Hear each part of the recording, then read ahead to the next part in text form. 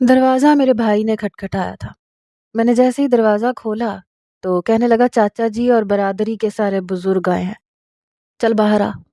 یہ جو تجھے عشق کا بھوت سوار ہوا ہے نا، دیکھ کیسے 2 منٹ کے اندر اندر اترتا ہے۔ میرے بھائی نے چٹکی بجا کے مجھے کہا۔ میں نے کہا ٹھیک ہے آتا ہوں میں نے واش روم سے ٹھنڈے پانی کے چھینٹے منہ پہ مارے، گیلے ہاتھوں سے ہی اپنے بالوں کو درست کیا اور باہر آ گیا۔ باہر آیا تو میرے والد کے چچا یعنی ہمارے دادا جی چارپائی پر بیٹھے تھے اور مجھے بڑے غصے سے دیکھ رہے تھے۔ میرے والد کے کزن بھی بیٹھے تھے، کچھ خواتین بھی تھیں۔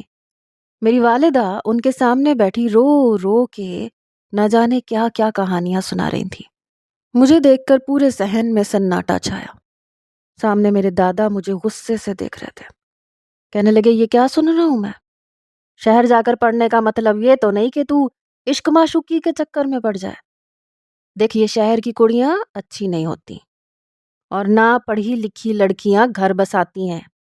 میں سامنے رکھی کرسی پر بیٹھ گیا۔ میں نے کہا آپ یہ کیسے کہہ سکتے ہیں؟ پورا شہر برا ہے۔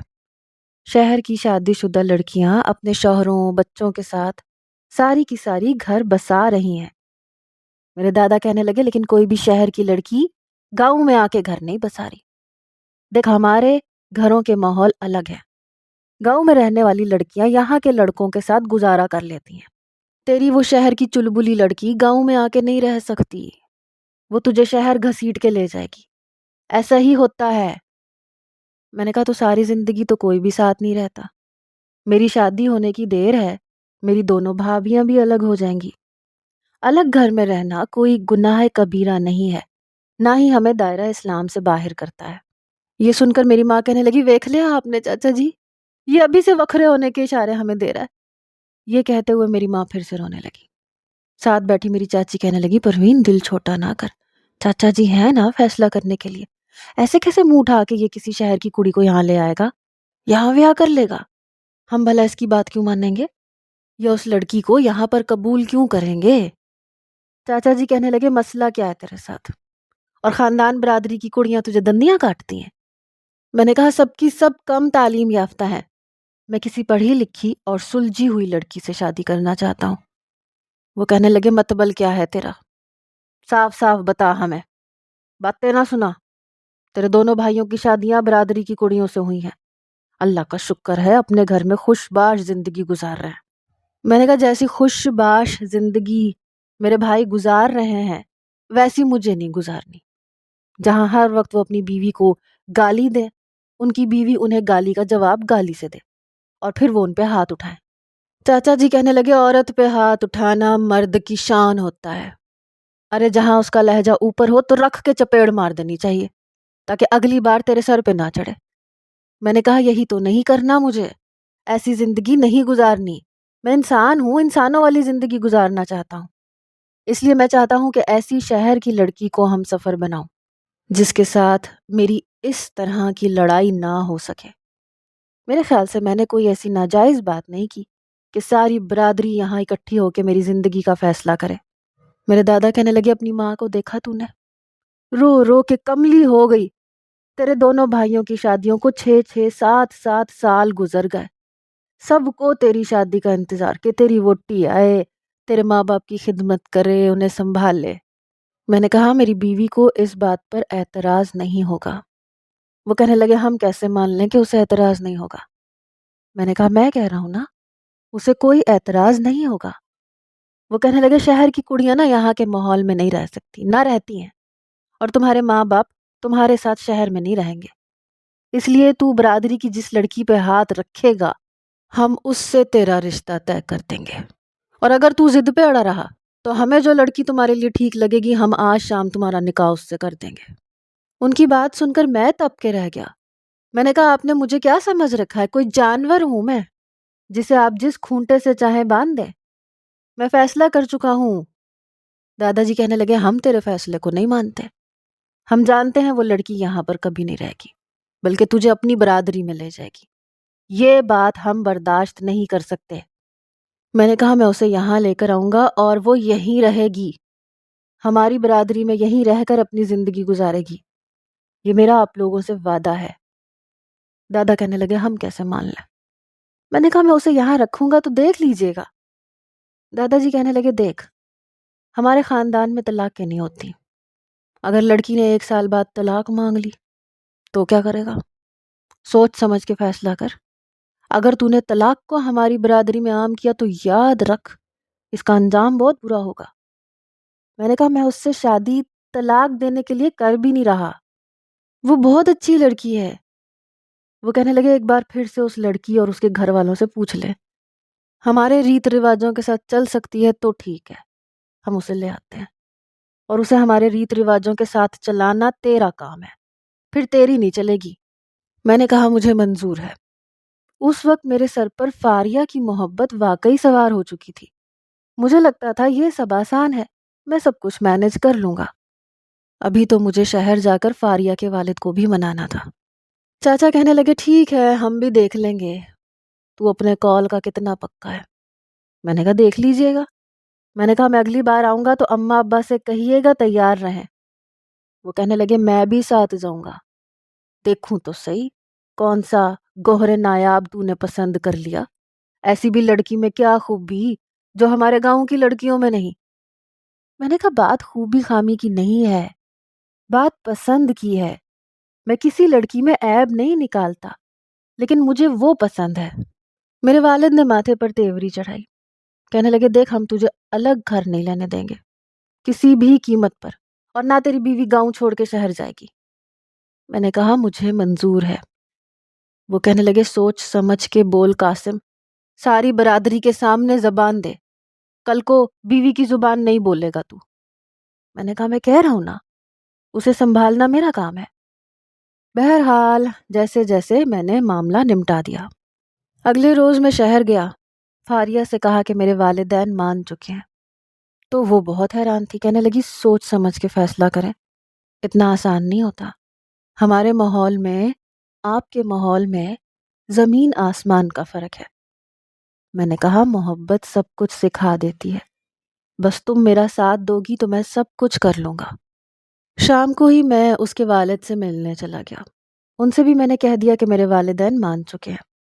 وہ کہنے لگے میں نے بھی اپنے بھائیوں سے بات کی ہے، لیکن انہیں بہت اعتراضات ہیں، ہماری زبانیں الگ ہیں، رہن سہن الگ ہیں، طور طریقے الگ ہیں۔ میں نے کہا یہ وہ فرق ہیں جنہیں ہمارے نبی صلی اللہ علیہ وآلہ وسلم نے اپنے آخری خطبے میں ختم کر دیا تھا۔ رنگ، نسل، ذات پات، زبان، ان سے کوئی فرق نہیں پڑتا، کیونکہ آپ بھی کلمہ گو ہے، میں بھی۔ لیکن ہم اس خطبے کو شاید بھول گئے ہیں جس میں انہوں نے کہا تھا کہ عربی کو اجمی پر اور اجمی کو عربی پر کوئی فوقیت حاصل نہیں ہے، اس لیے کسی ذات کو، کسی زبان کو دوسری ذات اور زبان پر فوقیت حاصل نہیں ہے، کوئی اونچا نہیں ہے، سب برابر ہیں۔ اور جب بات برابری پر آ جائے تو ذات پات کو نہیں دیکھنا چاہیے اور نہ زبان کو۔ اور یہی بات میں آپ کی برادری اور اپنی برادری کو ثابت کرنا چاہتا ہوں۔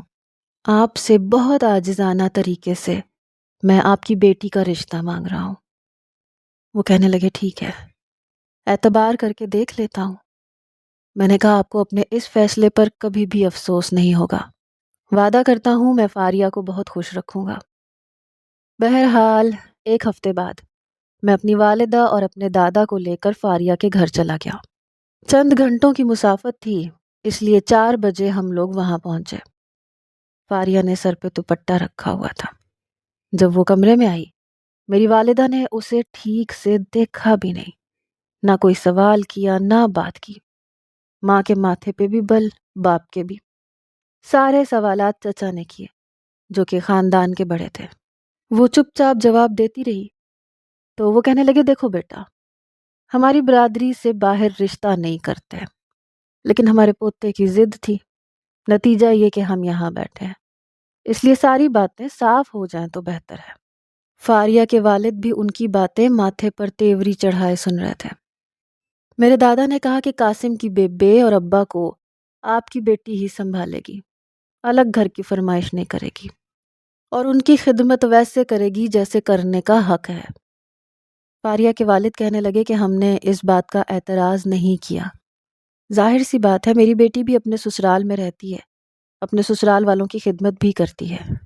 پھر دادا جی کہنے لگے کہ ہمارے ہاں طلاقیں نہیں ہوتی، ہمارے گاؤں کا ماحول الگ ہے، کل کو آپ کی بیٹی آ کے طلاق مانگے گی تو طلاق نہیں ملے گی۔ میرے ہونے والے سسر نے کہا میں اپنی بیٹی کی شادی اس لیے نہیں کر رہا کہ وہ طلاق کا داغ لے کر واپس میرے گھر پہ آ کے بیٹھ جائے، بس میں یہ چاہتا ہوں کہ وہ خوش رہے، اور ہر باپ یہی چاہتا ہے۔ بہرحال معاملات طے ہو چکے تھے۔ 2 ماہ بعد میری شادی فاریہ کے ساتھ طے ہو چکی تھی۔ میں بہت خوش تھا، لیکن اس بار میری ماں نے وہ گرم جوشی نہیں دکھائی جیسی دونوں بڑے بھائیوں کے بارے میں دکھائی تھی۔ نہ ہی میری بھابھیوں نے ایسا کوئی چاؤ دکھایا۔ بھائیوں کے منہ بھی بنے ہوئے تھے، کیونکہ فاریہ برادری کی نہیں تھی۔ میں جانتا تھا کہ فاریہ سب کا دل جیت لے گی۔ شادی کا دن بھی آن پہنچا۔ صبح سے ہمارے گھر میں شادی کی تیاریاں شروع ہو چکی تھیں، کیونکہ بارات لے کر شہر جانا تھا اور نکاح اور رخصتی کروا کر اسی دن واپس بھی آنا تھا۔ میں نے 8 دن کی چھٹی آفس سے لی تھی۔ میرے والدین مجھے شادی سے 4 دن پہلے لے کے بیٹھ گئے۔ وہ کہنے لگے لڑکی والوں نے ابھی تک جہیز کا سامان نہیں بھیجا۔ میں نے کہا کیسا سامان؟ میں نے انہیں جہیز سے منع کر دیا تھا۔ یہ سن کر میری ماں کی آنکھیں پھٹی کی پھٹی رہ گئیں۔ وہ کہنے لگی کیوں منع کر دیا تھا؟ میں نے کہا مجھے اچھا نہیں لگتا میں بیوی کے لائے ہوئے سامان کو استعمال کروں، اس لیے میں نے منع کر دیا۔ کل تک کمرے کا فرنیچر آ جائے گا۔ میری بات سن کر میری ماں کہنے لگی تو نے اپنے انوکھے اصول نکال لیے ہیں۔ تمہاری دونوں بھابھیوں کے ٹرک بھر کے جہیز آیا تھا۔ ارے اگر ہماری برادری کی کوئی لڑکی آتی تو اتنا تو جہیز لے کے آتی، خاندان میں ہماری بھی ناک اونچی ہوتی، تیرا بھی روب رہتا۔ میں نے کہا اماں میں کیوں بیوی کے لائے ہوئے جہیز پہ ساری برادری میں اکڑتا پھروں؟ اللہ کا شکر ہے ہاتھ پاؤں سلامت ہے، کماتا بھی ہوں، پھر بیوی کے لائے ہوئے جہیز پر برادری کے سامنے ناک اونچی کیوں کروں؟ اپنے پیسوں سے میں سب کچھ خرید کر یہ کیوں نہ بتاؤں کہ گھر کو بنانا اور چلانا مرد کا کام ہے؟ میری ماں کہنے لگی ایسا نہیں ہوتا، پتہ بھی تو چلے لڑکی والوں کے دل میں اپنے داماد کی کیا عزت ہے۔ میں نے کہا عزت کو جانچنے کا یہ کون سا پیمانہ ہے بیبے کہ لڑکی والے ٹرک بھر کے جہیز دیں گے تو داماد کی عزت ہو جائے گی، برادری میں یہ سمجھا جائے گا کہ انہوں نے اپنے داماد کو عزت دی ہے۔ میری ماں کہنے لگی تو مجھے تو لگتا ہے صحیح قابو کیا انہوں نے تمہیں، تم تو ابھی سے ان کی زبان بولنے لگے۔ میں نے کہا ایسا کچھ نہیں ہے، میں وہ کہہ رہا ہوں جو ٹھیک ہے اور وہ کر رہا ہوں جو کرنا چاہیے۔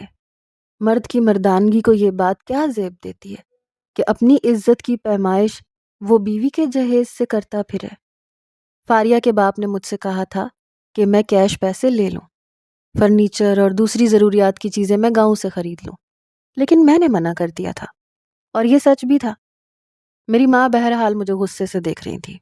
میرے والد کہنے لگے اگر تو نے انہیں جہیز کے لیے منع کیا ہے تو دودھ پلائی کی بھی کوئی رسم نہیں ہوگی، کل تمہاری سالی کو 1 روپیہ بھی دودھ پلائی کا نہیں دیں گے۔ میں نے کہا نہ دیں، مجھے یہ رسم بھی نہیں کرنی۔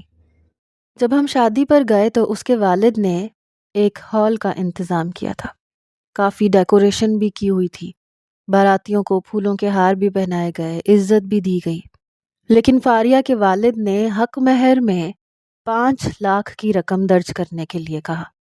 کہنے لگے کہ میں اپنی بیٹی کی سیکیورٹی کے لیے لکھوا رہا ہوں۔ میرے والد اور دادا کو اس بات پر اعتراض تھا۔ وہ کہنے لگے ہمارے خاندان میں یہ سب نہیں ہوتا، ہم 5,000 سے اوپر حق مہر نہیں لکھواتے۔ ایک نا ختم ہونے والی بحث شروع ہو چکی تھی۔ میں نے بڑی مشکل سے معاملہ سنبھالا، میں کوئی بھی بدمزگی نہیں چاہتا تھا۔ میں نے کہا میں 1 لاکھ حق مہر دے سکتا ہوں، لیکن میرے والد اور بھائی مجھ سے جھگڑنے لگے، کہنے لگے تم اتنے پیسے نہیں لکھوا سکتے، ہر بات ان لوگوں کی نہیں مانی جائے گی۔ میں نے کہا میں کسی کی بھی بات نہیں مان رہا، لیکن اتنے پیسے میں ذاتی طور پر دے سکتا ہوں۔ بہرحال میرے والد کو میری دخل اندازی پسند نہیں آئی، لیکن وہ چپ ہو گئے۔ میرے سسرال والوں نے کھانا بہت اچھا کھلایا تھا۔ نکاح کے بعد فاریہ کو میرے برابر میں بٹھا دیا گیا۔ میری والدہ کے ماتھے کے بل اس وقت ٹھیک ہوئے جب فاریہ کی والدہ نے انہیں سونے کے جھمکے دیے۔ کہنے لگی جہیز سے تو قاسم نے منع کر دیا تھا، ہم نے بہت کہا تھا کہ ہم نے اپنی بیٹی کے لیے جو کچھ سنبھال کے رکھا ہے ہم دیں گے، لیکن اس نے انکار کر دیا۔ لیکن پلیز آپ ہمارے اس تحفے پر انکار مت کیجیے گا۔ میری والدہ نے جھپٹ کے ان کے ہاتھ سے جھمکے پکڑے تھے۔ کچھ ہی دیر میں رخصتی بھی ہو چکی تھی۔ ہم سب گاؤں کی طرف روانہ ہو گئے۔ بس کا سفر تھا اور بس ہم نے بک کروا رکھی تھی۔ سب وہاں بیٹھے ہوئے تھے لیکن میری والدہ نے مجھے فاریہ کے پاس نہیں رہنے دیا۔ وہ کہنے لگی تم پیچھے جا کے مردوں میں بیٹھو، اور وہ خود فاریہ کے پاس جا کے بیٹھ گئی۔ پھر انہوں نے دودھ پلائی کی رسم سے بھی منع کر دیا، تو میں خاموش سا ہو گیا۔ میں نے اس بات پر اعتراض بھی نہیں کیا۔ البتہ فاریہ کے بہنوئی کو اعتراض ہوا تھا کہ ایسا نہیں ہوتا، اس رسم کو ادا کرنا چاہیے، لیکن اس کی بہن نے اپنے شوہر کو سمجھا لیا تو وہ بھی خاموش ہو گئے، لیکن منہ اس کا بھی بنا ہوا تھا۔ خیر، سفر میں نے اپنے دونوں بھائیوں کی فضول باتیں سن کے گزارا۔ بیوی کو ایسے رکھنا، ویسے رکھنا، ایسے مت کرنا، یہ مت کرنا، وغیرہ وغیرہ۔ وہ کہتے رہے کہ یہ ایسی باتیں ہیں شادی کے بعد یہ لڑکے کو سمجھائی جاتی ہیں۔ پہلی رات بیوی کو کیسے قابو کرنا ہے، اس کے ساتھ کیسا رویہ رکھنا ہے۔ گھر پہنچتے پہنچتے میرے سر میں اچھا خاصا درد شروع ہو چکا تھا، لیکن دروازے پہ ہی ہمیں کھڑا ہونا پڑا۔ میری والدہ کہنے لگی پہلے دروازے کی دہلیزوں میں مجھے سرسوں کا تیل ڈالنے دو۔ فاریہ کے لیے شاید یہ باتیں نئی تھیں، لیکن وہ خاموش تھی۔ اماں نے دروازے کی دہلیزوں میں تیل ڈالا، پھر ہم دونوں کے اوپر سے کالے رنگ کی مرغی کو وار کے میرے بھائی کو پکڑا دیا اور کہا کہ جا کے یہ کھیتوں میں پھینکاؤ۔ پھر تھال میں چاول اٹھا کے لے آئیں۔ فاریہ سے کہنے لگی کہ ان چاولوں کو مٹھی میں لے کر پیچھے پھینکو۔ اس نے ایک نظر مجھے دیکھا، کہنے لگی یہ چاول تو ٹھیک ہے، ایسے تو یہ چاول ضائع ہو جائیں گے اور گناہ بھی ہوگا، میں یہ نہیں کروں گی۔ میری والدہ کہنے لگی لو جی، دلہن نے تو ابھی سے تیور دکھانے شروع کر دیے۔ برسوں سے ہماری یہ رسم چلتی آ رہی تھی۔ ہمارے خاندان اور برادری کی کسی لڑکی نے کبھی انکار نہیں کیا، اور اس برادری کی لڑکی نے آتے ہی اپنے رنگ دکھانے شروع کر دیے۔ میں نے کہا اماں جی اس میں رنگ دکھانے والی کیا بات ہے؟ چاول مٹھی میں بھر کر پیچھے پھینکنا لازمی تو نہیں نا، نہ ہی یہ کسی حدیث میں لکھا ہے۔ کہنے لگی بس بس، ہمیں زیادہ قرآن اور حدیث کا درس نہ دے۔ چاچے جی نے پہلے ہی کہہ دیا تھا تیری بیوی آئے گی تو ہمارے مطابق چلے گی، رسمیں اسے ساری نبھانی پڑیں گی۔ بہرحال میں نے چچی سے کہا کہ میں اپنی بیوی کی بات نہیں مان رہا، لیکن یہ طریقہ غلط ہے۔ میری والدہ کہنے لگی فاخرہ تو رہنے دے، انوکھی لڑکی لے کے آیا نئی برادری کی، تو اس نے اپنی منمانی کرنی ہے، آگے بھی اپنی ہی کرے گی۔ میں نے کہا بات غلط اور صحیح کی ہو رہی ہے۔ بہرحال اس کے بعد میں چپ ہو گیا جب ہم دونوں کے بیچ میں شیشہ رکھ کے ہمارے اوپر ایک دوپٹہ ڈال دیا گیا۔ یہ وہ رسمیں تھیں جو بالکل بے معنی تھیں، لیکن پھر بھی انہیں بڑے ذوق اور شوق سے کیا جاتا تھا۔ لیکن اس کے بعد جب یہ کہا گیا کہ مجھے گود میں اٹھا کے اپنی بیوی کو کمرے میں لے کے جانا ہے، تو اس بات پر میں حیران ہوا، لیکن کچھ بول نہیں سکا کہ پھر گھر والے بولیں گے کہ انہیں تو ہر بات سے ہی اختلاف ہے۔ میں نے کہا دادا کتنی بری بات ہے، ویسے ہم اپنی عورتوں کو شرم و حیا کا درس دیتے ہیں، کہتے ہیں کہ شوہر کے سامنے زبان نہ چلائے، اس کا تھپڑ بھی کھا لے، منہ نہ کھولے، کیونکہ زبان چلانے والی عورت کو ہم بے حیا کہتے ہیں۔ تو مجھے یہ بتائیں کہ سب مردوں اور کزنوں کے سامنے اپنی بیوی کو گود میں اٹھا کر کمرے میں لے جانا کہاں کی شرم ہے؟ کیا یہ بے شرمی نہیں ہے؟ اس رسم کو نبھا کر ہم سب پہ کیا ثابت کرنا چاہتے ہیں؟ میاں بیوی کا رشتہ شرم اور حیا کا ہوتا ہے، شرم اور حیا کے دائرے میں ہی رہے تو اچھا لگتا ہے۔ یہ سن کر چچا کی نظریں جھکی تھیں، وہ کچھ شرمندہ شرمندہ پریشانی میں لگ رہے تھے۔ کہنے لگے چلو چھوڑو ان کو، بہت رسمیں ہو گئی، اب جاؤ کڑی کو جا کے اس کے کمرے میں بٹھا کے آؤ۔ میری بھابیاں میری بیوی کو لے جا کر کمرے میں بٹھانے لگی، لیکن میرے کزن مجھے لے کر باہر بیٹھ گئے۔ پھر وہی الٹی سیدھی باتیں شروع ہو چکی تھیں، جنہیں بس میں نے ایک کان سے سنا، دوسرے کان سے نکال دیا۔ پھر جب میں کمرے میں گیا تو فاریہ بیڈ پہ سمٹی بیٹھی تھی۔ میں نے کمرے کا دروازہ بند کیا، کنڈی لگائی، اس کے پاس آ کر بیٹھ گیا۔ کچھ دیر اسے دیکھتا رہا۔ اس کا تنفس اس وقت بہت تیز چل رہا تھا، وہ بے حد نروس تھی۔ نیا رشتہ، نئے ماحول، ایک لڑکی کے لیے شادی کی پہلی رات بڑی پریشان کن ہوتی ہے۔ کئی سوچیں اسے پریشان کر رہی ہوتی ہیں، کیونکہ سامنے نظر آنے والا شخص جب شوہر کے روپ میں سامنے آتا ہے تو پتہ چلتا ہے کہ اس کا اصل روپ کیا ہے۔ پھر نئے لوگ، طور طریقے، الگ شادی ایک بہت بڑی ذمہ داری ہوتی ہے۔ اور اس رات عورت کو اپنے ہم سفر کا اعتماد چاہیے ہوتا ہے، محبت کے ساتھ ساتھ اسے بھروسہ اور اس کی یقین دہانی بھی چاہیے ہوتی ہے۔ 100 قسم کے وسوسے اسے ستا رہے ہوتے ہیں۔ میں نے جیسے ہی اس کا ہاتھ پکڑا تو برف کی مانند ٹھنڈا تھا۔ میں نے اپنے دونوں ہاتھوں میں اس کے ہاتھ لیے جو اس وقت ہلکے ہلکے کپ کپ آ رہے تھے۔ میں نے کہا اتنی سردی تو نہیں ہے، کیا بات ہے اتنی ٹھنڈی کیوں ہو رہی ہو؟ اس نے نفی میں سر ہلایا، شاید کنفیوز بھی تھی۔ میں اس کے تھوڑا اور قریب ہو گیا۔ میں نے کہا فاریہ کیا پریشانی ہے؟ کیوں اتنا گھبرا رہی ہو؟ میں وہی قاسم ہوں جس کے ساتھ تم بلا جھجک اپنی ہر بات کر لیا کرتی تھی، اپنے مسئلے مسائل ڈسکس کر لیتی تھی۔ میں نے بڑے نارمل انداز سے بات شروع کی۔ کہنے لگی پتہ نہیں آج سب کچھ الگ الگ سا لگ رہا ہے۔ میں نے کہا ڈر لگ رہا ہے؟ میرا یہ کہنا تھا کہ اس نے برجستہ میری طرف دیکھا۔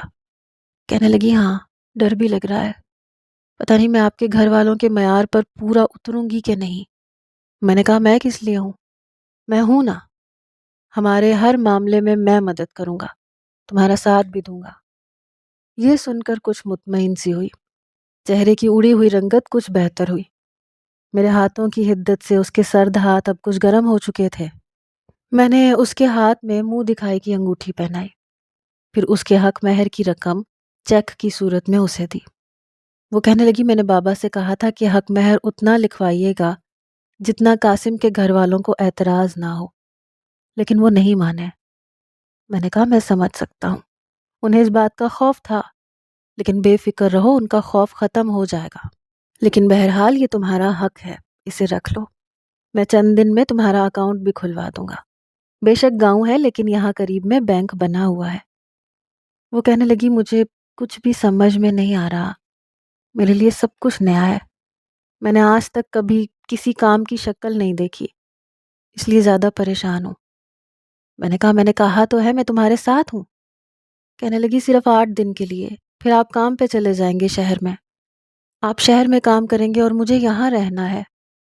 میں نے ایک گہری سانس لی، پھر میں نے کہا آہستہ آہستہ سب کچھ ٹھیک ہو جائے گا، میں کوشش کروں گا کہ گاؤں سے قریب ہی کہیں جاب ڈھونڈ لوں جہاں زیادہ دور کی مسافت نہ ہو، اور صبح کام پر جاؤں اور شام تک لوٹ آؤں یا رات تک واپس آ جاؤں۔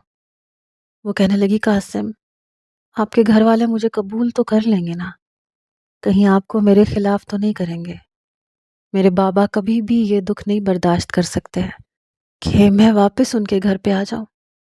یہ کہتے ہوئے اس کی آنکھوں میں موٹے موٹے آنسو جھلملائے تھے۔ میں نے کہا تم کیوں اتنی پریشان ہوتی ہو؟ یہ کہتے ہوئے میں نے اسے اپنے ساتھ لگایا، اس کے ماتھے پہ بوسہ دیا۔ کہنے لگا کہ جب میں تمہارے ساتھ ہوں تو تمہیں کسی سے بھی ڈرنا نہیں چاہیے۔ میں نے شادی تم سے اس لیے تو نہیں کی کہ اپنے گھر والوں کی باتیں سن کے تمہیں چھوڑ دوں۔ کیوں چھوڑوں تمہیں؟ وہ کہنے لگی آپ کو پتہ ہے روبینہ آپی کو میرا بہنوئی اس کم عرصے میں کئی بار طلاق کی دھمکی دے چکا ہے، کہتا ہے اگر میرے گھر والوں کو تم نے کوئی جواب دیا یا انہیں خوش نہیں رکھا تو میں تمہیں فارغ کر دوں گا۔ مجھے بہت ڈر لگتا ہے، وہ تو ہماری ہی برادری کے ہیں، ہم زبان ہیں، لیکن پھر بھی ایسی دھمکیاں دیتے ہیں۔ پتہ نہیں دودھ پلائی نہ ملنے پر انہوں نے آپی کو کتنی باتیں سنائی ہوں گی۔ میں نے کہا تم فکر مت کرو، میں کل جاؤں گا تو تحفے کے طور پر تمہاری بہن کو کیش پیسے دے دوں گا تاکہ اس کے میاں کا منہ بند ہو سکے۔ وہ کہنے لگی نہیں رہنے دیں، آپ کے لیے مشکل ہو جائے گی، آپ کے گھر والے اس بات کو پسند نہیں کریں گے، بابا خود سنبھال لیں گے۔ کافی دیر میں اس سے باتیں کرتا رہا، اسے اعتماد دیتا رہا، اسے اپنی محبت کا یقین دلاتا رہا۔ اب وہ کافی حد تک مطمئن ہو گئی تھی، مجھ سے باتیں بھی کر رہی تھی، ہر وہ بات جو لڑکیاں پہلی رات اپنے شوہر سے کہنا تو چاہتی ہیں، لیکن جب اس رات اسے شوہر سے اعتماد اور اعتبار نہیں ملتا تو اپنے دل میں ہی دبا جاتی ہیں۔ اس رات شوہر صرف اپنی سنتا ہے، اپنی سناتا ہے کہ بیوی کو اس کی ماں کے ساتھ کیسے رہنا ہے، باپ کے ساتھ کیسے رہنا ہے، نندوں اور دیور کے ساتھ کیسا سلوک کرنا ہے، گھر کے کون کون سے کام ٹائم پر کرنے ہیں، کب اٹھنا ہے، کب سونا ہے، لیکن کبھی یہ نہیں سنتا کہ وہ اپنے دل میں کیا کچھ لے کر آئی ہے، وہ کیا کہنا چاہتی ہے۔ بس اپنے خاندان کی ساری رودات سنا کر شوہر کو محبت یاد آ جاتی ہے اور پھر اپنا حق۔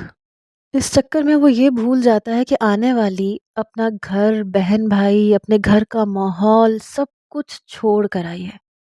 دل میں بہت سے وسوسے، خوف اور بہت سی باتیں چھپا کر لائی ہے۔ اسے بھی بہت کچھ کہنا ہوگا، لیکن اسے شاید اجازت ہی نہیں ملتی، وقت ہی نہیں ملتا، یا یوں کہیں کہ شوہر اس کی سننا ہی نہیں چاہتا۔ لیکن میں اس کی ہر بات سن رہا تھا۔ میری سنگت پا کر وہ بے حد خوش تھی، کیونکہ محبت کے ساتھ ساتھ میں نے اسے اعتماد بھی دیا تھا۔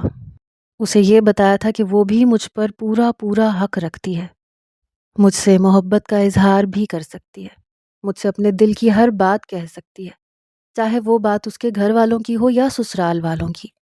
صبح 7 بجے وہ اٹھ کے بیٹھ گئی، نہا کے تیار بھی ہو گئی۔ میں نے کہا تم اتنی جلدی کیوں اٹھ گئی ہو؟ کہنے لگی میں کسی کو شکایت کا موقع نہیں دینا چاہتی۔ ابھی وہ بات کر ہی رہی تھی جب دروازے پہ دستک ہوئی۔ اس نے فوراً سے دروازہ کھولا تو میری والدہ نے جب اسے تیار دیکھا تو کچھ حیران ہوئی۔ انہیں لگا تھا کہ شہر کی لڑکی ہے، اس لیے اتنی صبح نہیں اٹھے گی، نخرے کرے گی، لیکن اسے یوں تیار دیکھ کے وہ چپ سی ہو گئی، یا یوں کہیں کہ اس نے انہیں کچھ کہنے کا موقع ہی نہیں دیا۔ وہ کہنے لگی اچھا ہے تم تیار ہو گئی، سب مہمان ناشتے کے لیے اٹھ چکے ہیں۔ پھر مجھ سے کہنے لگی تم بھی تیار ہو کے باہر آ جاؤ۔ فاریہ کو وہ اپنے ساتھ باہر لے جا چکی تھی۔ میں بھی تیار ہو کے باہر آ گیا۔ ہمارے خاندان میں یہ رواج تھا کہ پہلے ناشتہ مرد کرتے تھے، اس کے بعد خواتین۔ لیکن شاید فاریہ کو بہت بھوک لگ رہی تھی، لیکن کہہ نہیں سکتی تھی۔ ناشتہ کرنے کے بعد وہ خواتین میں ہی بیٹھی رہی، اور میں اپنے کزنوں میں۔ میرے بھائی مجھ سے پوچھنے لگے کہ تم نے اپنی بیوی کو سمجھا تو دیا تھا نا؟ میں نے کہا کیا سمجھانا تھا؟ میرا بھائی غصے سے دیکھ کر مجھے سر پہ ہاتھ مارتے ہوئے کہنے لگا رات کو تمہیں سمجھایا تو تھا کہ تم نے کیا کیا کرنا ہے۔ میں نے کہا بے فکر رہیں، میں کہہ چکا ہوں، اب کیا اسٹیمپ پیپر پر لکھ کر دوں آپ لوگوں کو؟ میرے کزن شاید اس بات کے منتظر تھے کہ میں گزشتہ رات کے بارے میں انہیں قصے کہانیاں سناؤں گا، یہ بتاؤں گا کہ میں نے اپنی بیوی پر کیسے روب جمایا، کیا کہا، کیسے ڈرایا، کیسے دھمکایا، اور بھی بہت کچھ سننا چاہتے تھے۔ ہمارے گاؤں میں یہ ایک عجیب سا رواج تھا۔ شادی کے فوراً بعد اگلی ہی صبح لڑکے دلہے والے سے یہ سننے کے لیے منتظر ہوتے تھے کہ اس کی رات اس کی بیوی کے ساتھ کیسی گزری، اور خواتین دلہن سے یہ سننے کے لیے بےتاب نظر آتی تھیں۔ لیکن میں فاریہ سے کہہ چکا تھا کہ ہمارے بیچ ہونے والی کوئی بات وہ کسی سے نہ کرے، کسی کو کچھ نہ بتائے، کیونکہ وہ ہماری امانت ہے۔ ہم کیوں اپنی شادی کی رات کا ڈھنڈورا پیٹتے پھرے؟ میں نے اپنے دوستوں اور بھائیوں کو بھی کچھ نہیں بتایا، حالانکہ سب ہی چسکا لینا چاہتے تھے اور لیتے بھی تھے، ہنستے تھے، ٹھٹھے مارتے تھے، اور دلہا بھی ان میں شامل ہوتا تھا۔ شادی کی رات کی باتیں بتاتا تھا کہ میں نے یہ کیا، ایسے کہا، یہ کہہ دیا، وہ ڈر گئی، گھبرا گئی۔ ان سب باتوں سے وہ مذاق اڑاتے تھے، اور میرے نزدیک یہ سب باتیں بیہودہ اور گھٹیا باتیں تھیں۔ ولیمے کی رسم بھی ادا ہو چکی تھی۔ میرا ارادہ تھا کہ میں چند دن کے لیے ہنی مون کے لیے نکل جاؤں، لیکن میری بیبے نے صاف منع کر دیا۔ 8 دن میں نے اپنی محبت نچھاور کرنے میں کوئی کنجوسی نہیں دکھائی، لیکن جب میں شہر واپس جانے لگا تو وہ بہت اداس تھی، میرے ساتھ لگ گئی، کہنے لگی اتنے دن میں کیسے گزاروں گی آپ کے بغیر؟ میں نے کہا پہلے یہ بتاؤ میں کیسے گزاروں گا؟ تم تو یہاں سب کے بیچ میں ہو، بیبے ہیں، ابا ہیں، سب گھر والے ہیں، لیکن میں وہاں اکیلا ہوں گا۔ وہ کہنے لگی میں اپنے امی اور بابا سے ملنے بھی نہیں گئی قاسم، مجھے بھی ساتھ لے جائیں پلیز۔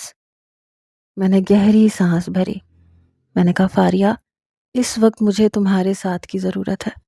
دیکھو میں جانتا ہوں کہ شادی کے شروع کے دنوں میں میاں بیوی کو ایک دوسرے کے ساتھ کی، محبت کی بہت زیادہ ضرورت ہوتی ہے، اور میں تمہیں صرف 8 دن ہی دے سکتا ہوں، اور آگے بھی 2 دن کے لیے آیا کروں گا، لیکن اگر صرف یہ وقت تم میرے گھر والوں کا دل جیتنے میں گزار دو تو سچ مانو ہماری ساری زندگی بہت اچھی گزرے گی۔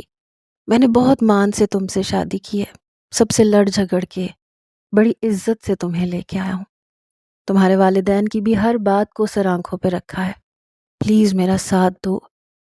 اس نے نم آنکھوں سے مجھے دیکھا، کہنے لگی کیا ساتھ چاہیے، آپ کہیں تو میں جان لگا دوں گی۔ میں نے اس کا ہاتھ پکڑ کر اپنے لبوں پہ لگایا۔ میں نے کہا بس تمہارا یہ کہنا کافی ہے، تھوڑی بہت پنجابی سیکھ لو، بیبے تم سے راضی ہو جائیں گی، باقی وہی کام جو تم اپنے گھر میں کرتی تھی یہاں کر دیا کرنا، بس بیبے اور ابا جی سے بنا کے رکھنا، بھابھیوں کی باتوں پہ کان مت دھرنا، وہ تمہیں بہت کچھ الٹا سیدھا سکھائیں گی۔ کہنے لگی آپ نے کہہ دیا میرے لیے کافی ہے۔ اس نے بھی میری بات کی لاج رکھی۔ اماں کہتی تھی کہ تم شادی کے شروع کے دنوں میں سادے پھیکے پھیکے رنگ کے کپڑے نہیں پہنو گی، گوٹے والے جوڑے پہنو گی، تو وہ چپ چاپ پہن لیتی تھی، پراندہ بھی پہن لیتی، لال رنگ کی لپسٹک بھی لگا لیتی۔ میں جب 8 دن کے بعد واپس آیا تو لگ ہی نہیں رہا تھا کہ یہ وہی فاریہ ہے۔ اسے دیکھ کے میری ہنسی بند نہیں ہو رہی تھی، وہ مجھے غصے سے گھورے جا رہی تھی۔ البتہ اماں کا رویہ کچھ بہتر تھا، کیونکہ وہ ان کے روپ میں، ان کے رنگ میں ڈھل چکی تھی۔ میں جب رات کو کمرے میں آیا تو کہنے لگی آپ کے دانت کیوں نکل رہے تھے؟ میں نے کہا کچھ نہیں، کافی الگ الگ لگ رہی ہو۔ یہ کہہ کر میں نے اسے اپنے حصار میں لیا۔ میں نے کہا اپنی اپنی لگ رہی ہو، تو ہنسنے لگی۔ پھر کہنے لگی آپ کی بیبے بس باہر سے ہی سخت ہے، کسی ناریل کی طرح، لیکن اندر سے بہت اچھی ہے، اور ابا جی، ان کو تو میری چائے بڑی پسند آئی۔ آپ کو پتہ ہے مجھے کہتے کہ تمہاری بیبے نے آج تک مجھے ایسی کڑک چائے نہیں بنا کر دی، ہمیشہ دودھ میں پتی ڈال کے پکڑا دیتی تھی۔ چائے بہت اچھی بناتی ہو تم۔ وہ خوشی خوشی مجھے بتا رہی تھی کہ میرے گھر والوں نے اسے قبول کرنا شروع کر دیا ہے۔ کہنے لگی میں نے تو پنجابی کے کئی لفظ بھی سیکھ لیے ہیں۔ میں نے کہا اچھا اب مجھے مت سنانے بیٹھ جانا، اس وقت مجھے کچھ اور سننا ہے۔ میری بات سمجھ کر وہ جھینپ سی گئی۔ میرے دونوں بھائیوں نے میری شادی کے 1 مہینے بعد ہی ابا اور بیبے سے کہہ دیا کہ وہ الگ رہنا چاہتے ہیں، اس لیے وہ لوگ الگ ہو چکے تھے۔ 2 مہینے گزر چکے تھے ہماری شادی کو، لیکن فاریہ نے میکے جانے کی ایک بار بھی ضد نہیں کی، بلکہ میری ماں نے مجھ سے خود کہا۔ میں رات کو ان کے ویسے ہی پاؤں دبا رہا تھا جیسے شادی سے پہلے دباتا تھا۔ میں نے اپنی روٹین نہیں بدلی تھی، اور یہ دیکھ کر میری ماں مطمئن ہو چکی تھی۔ کہنے لگی قاسم، بچی کی شادی کو 2 مہینے ہو گئے، اس کے ماں باپ کا دل کتنا تڑپتا ہوگا بیٹی کو ملنے کے لیے، باتیں کرنے کے لیے۔ فاریہ نے بھی نہیں کہا کہ اس نے شہر جانا ہے۔ میں نے کہا ماں آپ نے اسے محبت اتنی دی کہ اس نے اپنے میکے کو یاد ہی نہیں کیا۔ یہ کہتے ہوئے میں نے اپنی ماں کے پاؤں چومے تھے۔ یہ دیکھ کر وہ فوراً سے اٹھ کے بیٹھ گئی۔ کہنے لگی پتر کیا کر رہا ہے؟ میں نے کہا آپ کا بہت شکریہ اماں اسے قبول کرنے کا۔ وہ کہنے لگی وہ خود بہت اچھی ہے، ہم نے ایسے وہم پال رکھے تھے کہ غیر برادری کی ہوگی تو پتہ نہیں کیا کرے گی۔ میں نے کہا یہی تو بات ہے، ہم خود ہی وہم پال لیتے ہیں کہ اس برادری کی ہوگی تو یہ کرے گی، اس برادری کی ہوگی تو وہ کرے گی۔ وہ کہنے لگی میری تینوں بہویں برادری میں سے ہیں، تمہاری بیوی لیکن سب سے زیادہ اچھی ہے، ہولے ہولے گل کرتی ہے، میٹھا میٹھا بولتی ہے، کھانا بھی بڑے مزے کا بناتی ہے۔ پتہ میں نے تیری چاچی کی دعوت کی تھی، وہ تو انگلیاں چاٹتی رہ گئی۔ کہنے لگی تیری نور رانی کے ہاتھ میں تو بڑا سواد ہے۔ میری شادی کو یوں ہی وقت گزرنے لگا۔ وقت کے ساتھ ساتھ میں حیران رہ گیا، فاریہ نے نہ صرف میرے گھر کی بلکہ خاندان کی لڑکیوں کی سوچ بدل دی، اور مردوں کی بھی۔ اس نے یہ ثابت کر دیا کہ پڑھی لکھی لڑکیاں گھر بسانا اچھے طریقے سے جانتی ہیں، گاؤں کی جاہل گنوار لڑکیوں سے زیادہ اچھے سے سب کو سنبھال سکتی ہیں۔ اب تو میری برادری کی سوچ بدلنے لگی تھی۔ وہ کہتے تھے لڑکیوں کو کالج یونیورسٹی پڑھانا چاہیے، ان میں شعور آتا ہے۔ ساری زندگی ماں باپ کی گالیاں سن کر ان کی زبان پہ بھی گالی چڑھ جاتی ہے، اس لیے اس ماحول سے نکل کر اچھے ماحول میں جائیں گی تو اسے ہی اپنائیں گی، اور آگے آنے والی نسل کی تربیت بھی اچھی ہوگی۔